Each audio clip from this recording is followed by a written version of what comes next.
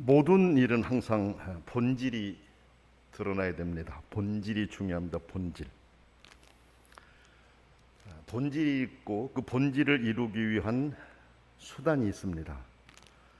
그런데 그 본질보다도 수단을 앞세워 버리게 될 때 심각한 문제가 발생할 수가 있습니다. 어떤 일을 행하면서 본질을 이해하지 못하면 껍데기에 신경을 쓰느라고 가장 중요한 본질을 놓쳐버립니다. 껍데기에 모든 걸 투자하다 보니까, 시간을 쓰다 보니까 정말 왜 이 껍데기가 있는지, 왜 필요한지, 이 본질에 대한 의미를 놓치게 된다라는 것입니다. 그래서 껍데기에 신경을 쓰게 되면 본질이 주는 정신을 망각하게 되고 아주 다른 방향으로 흘러버릴 수가 있습니다. 세상의 일을 보더라도 본질은 사람입니다. 그렇지 않습니까? 사람이 본질입니다. 그리고 정치나 경제나 과학이나 여타의 다른 모든 것들은 그 본질을 보호하기 위한 수단입니다. 여러분 그렇지 않습니까? 세상에 경제가 있고 정치가 있고 과학이 있고 그 외에 다른 여러 가지들이 있는데 그게 왜 있는 겁니까? 왜 정치가 있고 왜 경제가 있고 과학이라는 게 왜 있는 겁니까? 사람을 보호하려고 하는 거 아닙니까? 사람을 살리기 위한 거 아닙니까? 사람을 잘 살도록 하기 위한 거 아닙니까? 그렇지 않습니까? 그런데 만약에 본질인 사람을 제쳐놓고 경제를 생각하고 본질인 사람을 제쳐놓고 정치를 생각하고 과학을 생각한다라고 하면 어떤 문제가 발생하겠습니까? 본질인 사람이 희생을 당하게 되고 본질인 사람이 고통을 당하게 돼요. 그렇지 않습니까, 여러분? 이 모든 것들이 사람을 위한 것이라는 것이죠. 그래서 만약에 본질인 이 사람에 관해서 생각을 떠나게 되면 모든 것들이 잘못된 방향으로 흐른다. 사람을 살리는 방향으로 나가는 것이 아니라 사람을 죽이는 방향으로 나갈 수 있다라는 것입니다. 그 방향에서 자신이 성공하기 위해서 정말 보호해야 될 사람들을 이용하기도 합니다. 정치를 하는 사람이 사람을 보호해야 되는데 자기 성공을 위해서 사람을 이용하게 되고 사람이 희생당한다라는 것입니다. 굉장히 무서운 일이 일어날 수가 있습니다. 그것은 불행입니다. 그런데 세상은 그런 방향으로 흘러왔고 지금도 그런 방향으로 흐르고 있습니다. 자기 자신의 누려왔던 것을 놓치지 않기 위해서 연장하기 위해서 수많은 무고한 사람들을 죽이고 있지 않습니까? 자기 자신과 가정의 어떤 경제적인 부를 챙기고 보호하기 위해서 수많은 사람들의 어려움을 생각하지도 않고 착취하고 이런 일들이 벌어지고 있지 않습니까? 참 큰 비극입니다. 본질을 놓치게 된 비극이다라는 것입니다. 오늘 우리는 이 말씀 안에서도 그 사실을 보게 됩니다. 오늘 성경의 이 말씀은 바로 본질이 무엇인가에 대해서 우리에게 잘 가르쳐 주고 있습니다. 오늘 말씀을 제가 한 3가지 정도로 나누어서 말씀을 전하려고 합니다. 첫째는 하나님은 구원의 감격을 기억하고 간직하게 하려고 절기를 정해주셨다라는 말씀입니다. 6월절이 그렇습니다. 성경 말씀 보게 되면 하나님께서 절기를 정해놓고 그 절기를 지키라. 그리고 자손 대대로 그 절기에 대해서 가르치고 그 의미를 설명해주고 지키도록 하라 그랬습니다. 왜 그랬습니까? 하나님 아버지가 하신 일을 기억하고 감사하도록 하기 위함이었습니다. 여러분이 아시는 대로 6월절은 뭡니까? 에집트에서 고통당하던 사람들, 종살이하면서 살려달라고 신음하던 사람들, 이 사람들을 하나님께서 은혜로 구원해 내셨지 않습니까? 그래서 죽음의 자리에 있던 그들을 구원해 내신 하나님의 은혜를 기억하고 하나님이 행하신 구원의 사건을 후손들에게 알려서 계속해서 이어서 감사하도록 하기 위해서 유월절을 정해 주셨지 않습니까, 여러분? 오늘 말씀의 배경도 그렇습니다. 여러분 성경 보니까 유대인의 유월절이 가까웠다 그랬습니다. 무슨 말씀인 것 같습니까? 하나님이 정해 주셨던 그 구원의 감격, 이거를 후손들에게 다 선진들이 알려줬기 때문에 그걸 기억하고 예루살렘뿐만 아니라 다른 지역에 흩어져 있던 사람들도 유월절을 지키기 위해서 찾아왔지 않습니까? 구원하신 그 은혜에 감격해서 감사하기 위해서 모여온 거 아닙니까, 여러분? 하나님 말씀에 순종해서 왔던 것입니다. 유월절은 구원의 감격을 찬양하는 자리여야 하는데, 그런데 어떤 문제가 발생했습니까? 유월절이 하나님을 찬양하며 감사할 수 있는 분위기를 만들어주는 것이 아니라 유월절이 거대한 상업 축제로 변질되어 버렸습니다.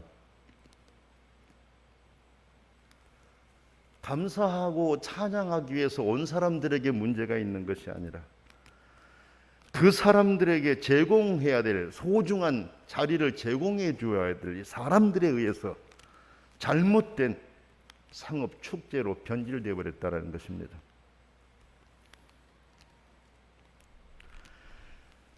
여러분이 아시는 대로 구약 성경을 보면 제사 드리는 내용이 많이 나옵니다. 번제, 소제, 속제제, 요제, 여러 가지의 어떤 제사 제도가 많이 나오지 않습니까, 여러분? 그래서 구약은 제사를 드리는 형태였기 때문에 소나 양이나 비둘기 같은 짐승이 필요했습니다. 왜? 그것들을 잡아서 드리게 했으니까. 이것들이 필요했습니다. 그런데 그것을 구매하는 과정에서 잘못된 거래가 형성되고 있었다라는 것입니다. 드려야 되는데 여러분 생각을 해보세요. 그 나라에 있는 사람들은 그래도 자기 집에서 길렀던 키웠던 이 가축들을 가지고 올 수 있지만은 다른 나라에 있는 사람들이 유월절을 지키기 위해서 왔는데 어떻게 가져올 수가 있습니까? 가져올 수가 없지 않습니까? 그렇잖아요. 그러니까 예루살렘에 와서 성전 거기에서 이제 사가지고 드릴 수밖에 없었어요.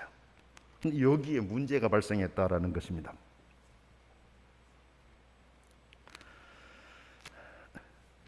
제사장들이 직영하는 목장에서 제공된 제물용 가축은 엄청난 이익을 남기면서 팔거나 교환됐습니다. 제사장들이 상업적으로 그것을 이용하고 있었어요. 활용하고 있었어요. 먼 데서 오는 사람들이 있으니까 그 사람들에게 팔 목적으로 이제 가축을 길렀는데 굉장히 비싼 가격에 판다고 말입니다. 사지 않을 수가 없잖아요. 사야 되지 않습니까? 그러니까 살 수밖에 없는 사람들에게 높은 가격으로 판매하는 이런 일이 있었다라는 것입니다. 또 그 나라에 살고 있는 경건한 유대인들이 있지 않습니까, 여러분? 그렇죠? 그래서 그 나라에 살고 있는 경건한 유대인들이 지방에서 길러서 몰고 온 재물들은 헐값에 팔리거나 불리한 조건으로 성전 직영 목장에서 길러진 재물과 교환되었습니다. 왜 그랬을 것 같습니까? 제사장들이 거기에서 기른 가축들은 좀 흠이 있어도 다 합격 처리를 하지만은 경건한 유대인들이 고향에서 집에서 길러가지고 이렇게 몰고 온 짐승들에 대해서는 불합격 처리를 많이 해버린단 말이에요. 좋은데도. 그러니까 어쩔 수 없이 그것을 가지고 와서 교환할 수밖에 없는 상황이 벌어지게 돼요. 성전에서 이거를 이제 그 제사장이나 이런 종교 지도자들이나 이런 사람들이 길렀던 것과 교환하게 되는데 이때 굉장한 손해를 보게 돼요. 경건한 유대인들이 이런 일이 벌어지고 있었다라는 것입니다. 어찌 보면은 제사장들이 거기서 키운 것들보다도 가정에서 하나님께 드리기 위해서 바치고 희생제를 드리기 위해서 자기가 직접 키운 이 짐승, 이것들 소나 양이나 이게 더 훨씬 더 흠결이 없을 수가 있지 않습니까? 그런데 그것은 자기들 마음대로 바칠 수가 없는 상황이었으니까 이런 심각한 문제가 발생하게 되었습니다. 그리고 여러분 보세요. 아까도 말씀드렸습니다만 이 6월절이라고 할 때는 유대인 나라에 살고 있는 사람들만이 아니라 각지에 흩어져 있던 사람들이 지키기 위해서 왔다고 했지 않습니까? 그렇죠? 그러니까 전 세계에 흩어진 디아스포라들이 데나리온을 가지고 왔습니다. 데나리온을. 그래서 성전에서 사용하려면 세겔이 필요해요. 데나리온은 사용할 수가 없어요. 성전에서 사용하려면 세겔만 필요했었으니까 자기들이 이제 살던 지역에서 데나리온을 가지고 와가지고 성전에 와서는 세겔로 바꿔야 돼. 그래야만이 가축도 살 수가 있고 뭐 다른 것들도 할 수 있고 이런 일이 있었기 때문에 그렇습니다. 어쩔 수 없이 돈을 바꿀 수밖에 없었습니다. 그런데 이때에도 여러분 보세요. 그 안에서 이 돈을 바꿔주는 사람들이 큰 환차익을 남기는 이런 일이 이제 발생하게 된 거죠. 예수님은 이런 모습을 보셨습니다. 14절 말씀 보니까 보셨다라는 말씀이 나와요. 예수님 이런 모습을 보셨다라는 것입니다. 여러분요, 여러분이 꼭 기억해야 될 게 있어요. 성경을 보면 예수님을 주어로 하는 지각동사 보시고, 예수님을 주어라는 지각동사 보시고라고 하는 그 내용을 볼 때에는 어떤 문제가 있는가를 알 수 있어요. 대체로 예수님을 주어라는 지각동사 보시고는 대체로 곧장 예수님이 심각한 행동을 하셨다라고 성경을 기록하고 있어요. 예수님이 보셨다라고 하면은 그 뒤에는 굉장한 일이 일어납니다. 놀라운 일이 일어납니다. 여기도 지금 그랬거든요. 보시고 예수님이 보셨다라고 하는 것은 지금 어떤 일을 하실 것이다라는 것을 예고해 주고 있는 거잖아요. 마가복음 2장 5절 말씀 보게 되면 마가복음 2장의 내용이 그런 내용이잖아요. 중풍에 걸린 사람이 있었는데 친구들이 혼자 올 수가 없으니까 친구들이 들것에 이렇게 메고 왔어요. 메고 와서 지붕을 이렇게 뚫고 내리지 않습니까? 근데 예수님께서 그들의 믿음을 보시고 그러면 보셨다라고 하는 것은 예수님이 행동하시겠다는 거예요. 성경 보면 보시고라고 하실 때는 예수님 그걸 보시고 죄 사함을 주시고 상을 들고 가라 고쳐주시지 않습니까? 그렇죠? 요한복음 5장 6절 말씀도 보면 그런 내용이 나오는데 예루살렘 근처에 베데스다 연못가가 있었어요. 예수님이 그곳에 갔는데 38년 된 환자가 있었지 않습니까? 예수님이 그 병이 오래된 걸 보시고, 여러분 정확하게 제가 여기 5장 6절 말씀을 읽어드릴게요. 이렇게 나와 있습니다. 예수께서 그 누운 것을 보시고 보셨다라고 하는 것은 행동하시겠다라는 겁니다. 병이 벌써 오래된 줄 아시고 이르시되 네가 낫고자 하느냐라고 하시면서 일어나 네 자리를 들고 걸어가라 이렇게 말씀하십니다. 성경에 예수님께서 이렇게 보셨다라든지 이런 내용은 그 뒤에 행동하셨다라고 하는 것을 아주 강하게 보여준다라는 것, 우리가 이것을 꼭 기억할 수 있어야 하겠습니다. 예수님은 오늘 여기 말씀에서도 행동하셨습니다. 14절 16절 말씀을 보세요. 어떻게 행동하셨나 보세요. 14절 16절 말씀 보니까 성전 안에서 소와 양과 비둘기 파는 사람들과 돈 바꾸는 사람들이 앉아 있는 것을 보시고 노끈으로 채찍을 만드사 양이나 소를 다 성전에서 내쫓으시고 돈 바꾸는 사람들의 돈을 쏟으시며 상을 엎으시고, 여기는 이렇게 하셨어요. 근데 그 밑 뒤에를 한번 보세요. 비둘기 파는 사람들에게는 그렇게 강하게 하지를 않으셨어요. 비둘기는 가난한 사람들이 드리는 재물이잖아요. 근데 비둘기 파는 사람 그 앞에 가서는 이렇게 말했어요. 이것을 여기에서 가져가라. 내 아버지의 집으로 장사하는 집을 만들지 말라. 앞에 소나 양 보세요. 노끈으로 채찍을 만드사 양이나 소를 다 내쫓으시고 돈 바꾸는 사람들 돈을 쏟으시며 상을 엎으셨는데 비둘기 파는 사람들에게는 가셔서 이르시되 이것을 여기서 가져가라. 엎으시지 않죠? 어? 내 아버지의 집으로 장사하는 집을 만들지 말라. 이렇게 말씀하셔. 나는 예수님이 이렇게 하시는데도 굉장히 큰 뜻이 계셨다라고 보아요. 예, 비둘기는 그때 가난한 사람들이 드리는 제물이었거든요. 그렇죠? 어쨌든 예수님께서는 보셨고 행동하셨습니다. 여러분 이걸 알아야 돼요. 제사의 특성상 상거래가 없을 수는 없었습니다. 그렇지 않습니까? 이거를 와가지고 사서 바쳐야 되잖아요. 먼 데서 온 사람들이었기 때문에, 다른 나라에서 온 사람들이 가지고 올 수 없었기 때문에 살 수밖에 없었어요. 거기서. 그렇죠? 그러면은 정당하게 정상적으로 길러서 돈을 목적으로 하는 것이 아니라 바치는 것을 목적으로 해줘야 되잖아요. 이것을 사가지고 바칠 수 있도록 하는, 그렇죠? 오히려 밖에서보다 더 싼 값에 이렇게 팔아서 바칠 수 있도록 이렇게 해야 하지 않습니까? 또 돈을 바꾸지 않을 수 없었잖아요. 데나리온을 가지고 와서 여기서는 사용할 수가 없으니까 세겔로 바꿔야 되니까 돈을 환전하는 것도 있어야 됐다는 얘기죠. 그런데 환차익을 너무 많이 남기면서 손해를 너무 줬다라는 것입니다. 예수는 그걸 보시고 이건 너무너무 잘못됐다라는 것입니다. 본질의 목적을 두는 것이 아니었다라는 것입니다.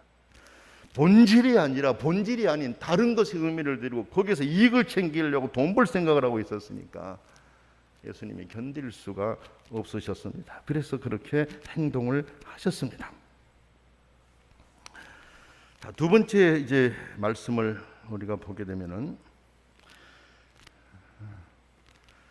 제자들이 참 놀라운 통찰력을 가지고 있었다라는 걸 17절에서 우리가 알 수 있어요. 예수님이 그렇게 하신 걸 보고 상을 엎으시고 이렇게 하신 것을 보고 제자들이 시편 69편 9절 말씀을 떠올렸습니다. 17절 말씀 보실래요? 제자들이 성경 말씀에 주의 전을 사모하는 열심히 나를 삼키리라 한 것을 기억하더라 그랬거든요. 그랬죠. 여기 이 말씀이 바로 시편 69편 9절 말씀이에요. 나는 이 말씀을 보면 제자들도 보통이 아니구나 하는 생각을 했습니다. 제자들도 정말 대단하다는 생각을 했습니다. 어떻게 이 상황에서 시편 말씀을 생각해낼 수 있었을까라는 것입니다. 어떻게 예수님의 행하시는 그 상황을 보고 그 상황 속에서 시편 말씀을 떠올리면서 이렇게 생각하고 말할 수 있었을까? 제자들 대단하다, 놀랍다, 이런 생각을 했어요. 과연 내가 어떤 상황에 접했을 때 그 상황을 보면서 하나님 말씀을 이렇게 쉽게 떠올리면서 생각하면서 말할 수 있을까? 그렇죠? 제자들 대단하지 않습니까, 여러분? 이것은요, 예수님과 제자들이 3년간 같이 다니면서 그 사이에서 깊은 교감이 있었다라는 걸 뜻합니다.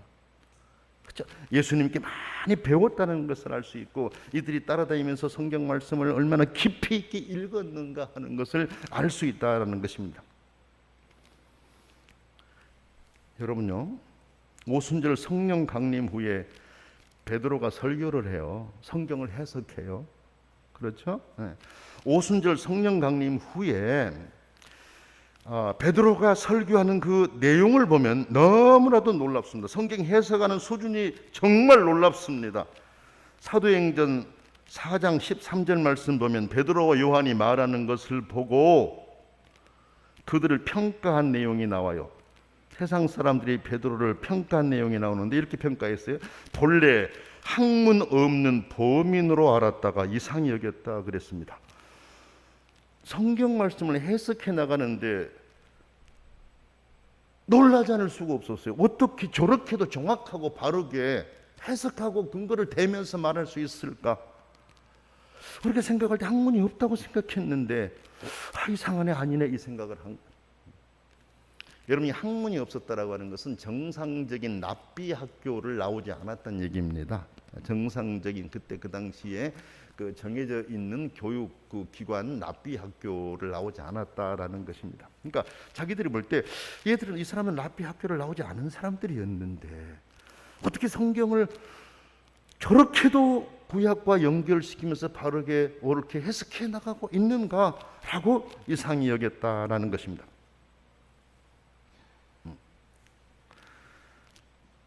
여러분요, 베드로는 성경에 통달했습니다. 그래서 여러분 그 뒤에도 보게 되면은 예수님의 부활을 시편 16편에서 찾아냅니다. 베드로가 이제 설교한 내용이 사도행전에 보면은 예수님의 부활을 시편 16편에서 찾아내고 예수님의 승천과 보좌 우편에 앉으신 것을 시편 110편에서 연결해서 설교합니다. 오순절 성령 강림절에 요엘에서 2장 28절 32절 말씀 가지고 풀어 설명합니다. 그러니까 오순절 성령 강림, 예수님의 죽으심과 부활과 성령이 강림에 대한 내용을 이야기하는데 구약에서 줄줄줄줄 나온다는 얘기예요. 그러니까 이 사람들이 이상히 여길 수밖에 없었습니다. 아니 랍비 학교도 안 나온 사람은 어떻게 저렇게 할 수 있는가 이 생각을 했다라는 것입니다. 여러분, 정말 귀한 일이 이루어진 것을 우리가 알 수 있습니다. 여러분, 믿는 사람들은 정말 하나님 말씀을 가까이 해야 됩니다. 성경 말씀을 부지런히 읽어야 됩니다. 그래야만이 바른 믿음을 가질 수가 있고 바르게 설 수가 있기 때문에 그렇습니다. 하나님의 말씀에 반듯하게 서야만이, 바르게 서야만이 흔들리지가 않습니다. 요동하지가 않습니다. 하나님 말씀을 근거로 해가지고 살아갈 때 우리의 삶에 활력이 있고 담대함이 있고 힘이 난다라는 것을 알 수가 있습니다. 여기 지금 제자들이 그와 같은 모습을 보여주고 있지 않습니까, 여러분? 세 번째 말씀은 예수님은 구약의 제사를 통한 성전 예배가 끝나고 믿음으로 구원 얻게 하실 것을 알리셨습니다. 그게 18절부터 22절의 내용을 보게 되면 우리가 알 수 있습니다. 예수님이 성전 정화를 하신 것을 본 유대인들은 예수님이 이런 일을 할 권한이 무엇이냐?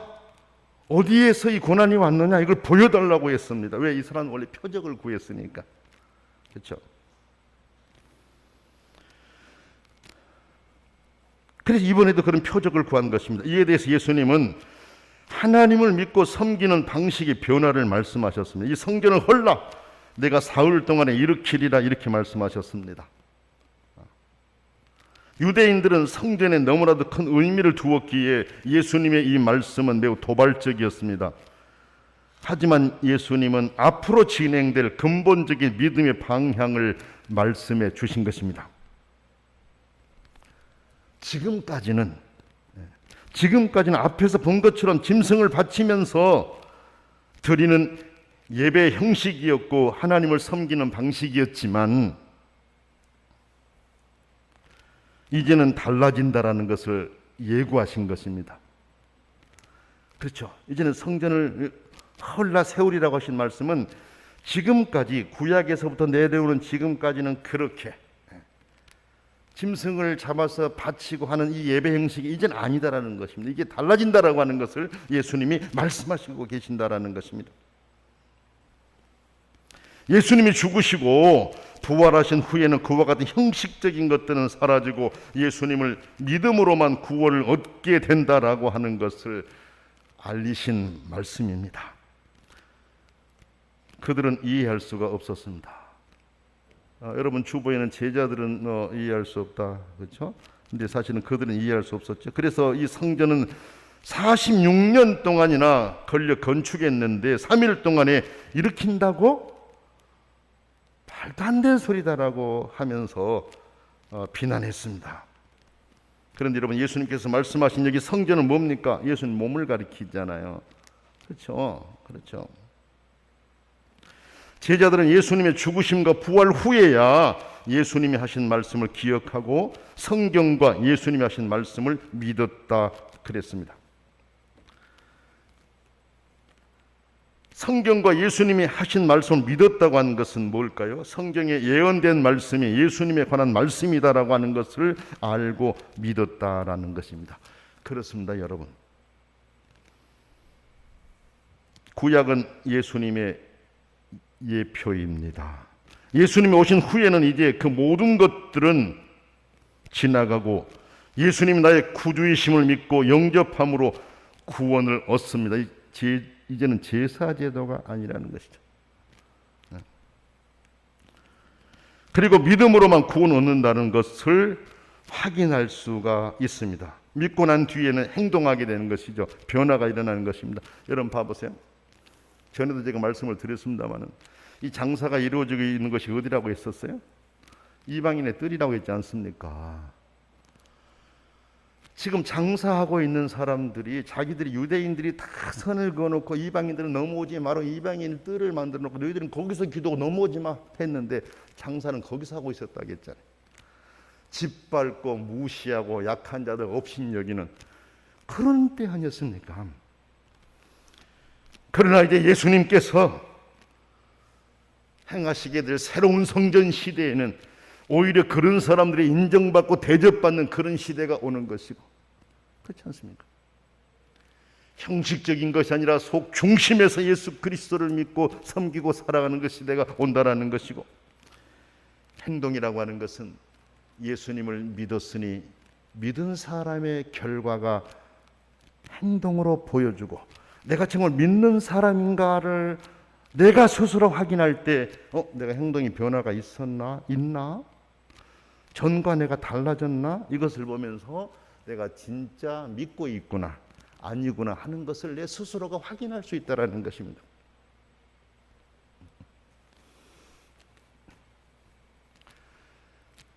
코로나 시국이 돼가지고 여러분 코를 몇 번이나 찔러봤습니까? 거기 가서 말고 집에서 얼마나 자주 찔르면 이렇게 꽂아보고 선이 하나 올라가면 두 개 안 올라가야 되는데, 여러분 그러잖아요.